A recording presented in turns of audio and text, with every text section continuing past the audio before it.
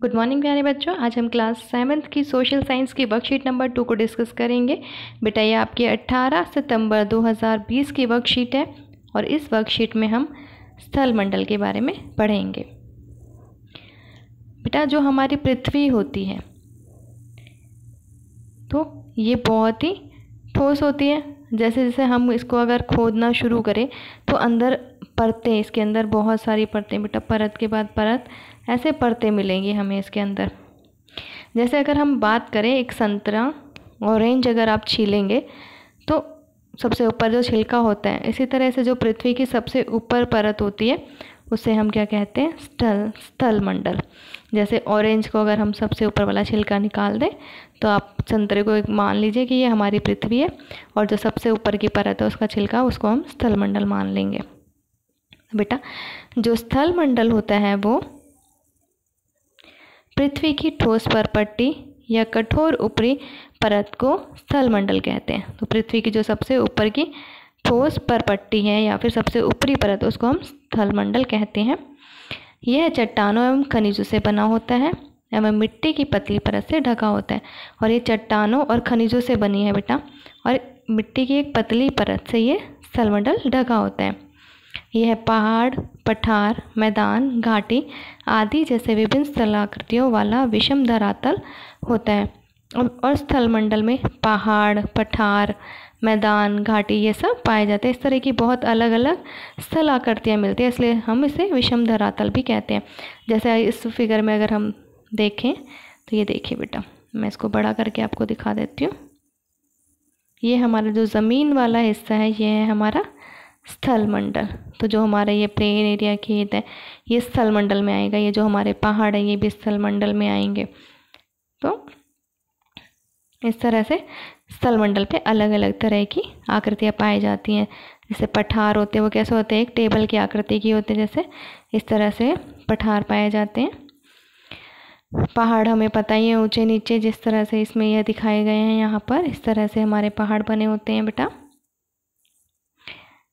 ये स्थलाकृतियाँ महाद्वीपों के अलावा महासागर की सतह पर भी पाई जाती हैं।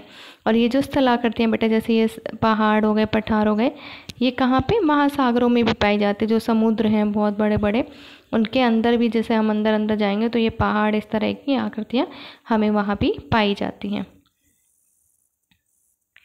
स्थल मंडल वह क्षेत्र है जो हमें वन, कृषि एवं मानव बस्तियों के लिए भूमि, पशुओं को चरने के लिए घास स्थल प्रदान करता है। और जो स्थल मंडल है वो हमें रहने के लिए जगह देता है, पशुओं को चरने के लिए घास देता है, कृषि के लिए हमें भूमि देता है, वन जो है वो सब कहाँ से मिलते हैं? हमें स्थल मंडल से मिलते हैं। और यह खनिज संपदा का भी एक स्रोत है।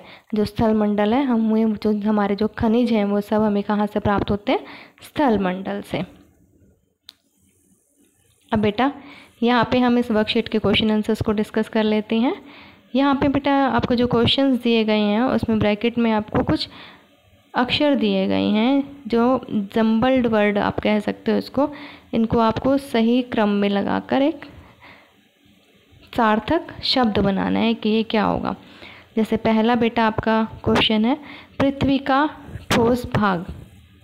अब हम इसको अगर देखें तो ऐसे जोड़कर क्या बन सकता है बेटा? पृथ्वी का ठोस भाग क्या होता है? स्थल मंडल। तो ये हो जाएगा हमारा आंसर। ठीक है। दूसरा क्वेश्चन है बेटा हमारा समुद्र द्वारा आपस में कटे भूभाग। तो इससे हमारा क्या बनेगा? महाद्वीप। महाद्वीप।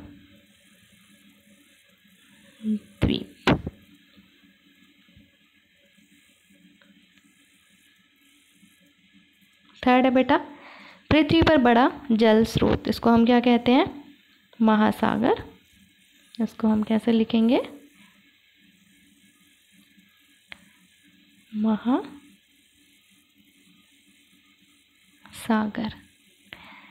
फोर्थ है बेटा हमारा पृथ्वी की सतह पर बहुत ऊंचे उठे भाग।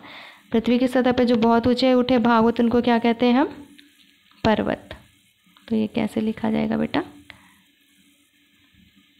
पर्वत। उसके बाद है चौड़ी और सपाट ज़मीन, इसे हम क्या कहेंगे? मैदान।